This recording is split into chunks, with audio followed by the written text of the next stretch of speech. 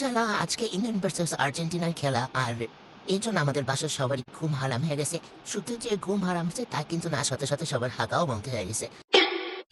তোমাদের সাথে শেয়ার করবো হচ্ছে, আজকে বাসায় হচ্ছে দুটো ব্রেড আনছি, আর ব্রেড দুটা একদম বেকারি থেকে আনা।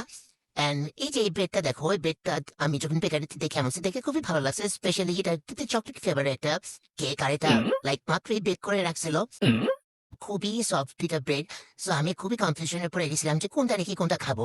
এত কনফিউশনে তো আমি মনে করো যে ইংল্যান্ড ভার্সেস আর্জেন্টিনার ম্যাচ নিয়েও ছিলাম না।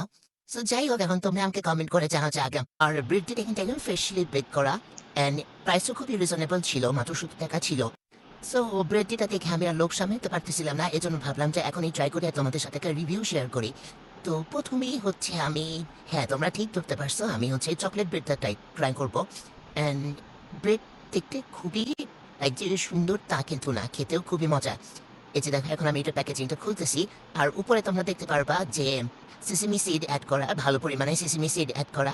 আর ব্রেডের পরিমাণও কিন্তু খুবই বেশি ছিল। ব্রেডের প্রত্যেকটা স্লাইস একদম পারফেক্ট ছিল, অনেকগুলো স্লাইস ছিল ভিতরে। আমি জাস্ট তোমাদেরকে একটু উপর থেকে দেখাই, কাছে থেকে দেখাই, দেখো দেখতে কত সুন্দর লাগতেছে। তো এখন এটা 3টা স্লাইস আমি প্লেটে নিয়ে নিতেছি জাস্ট তোমাদেরকে দেখানোর জন্য কাছে থেকে। অ্যান্ড খেয়াল করলে দেখতে পারবা যে ব্রেডগুলোর ভিতরে কিন্তু কিসমিস অ্যাড করা। এখানে বোঝা যাচ্ছে না, বাট আমি যখন টেস্ট করছি তখন কিন্তু কিসমিসের ফ্লেভারটা আমি পেয়েছি।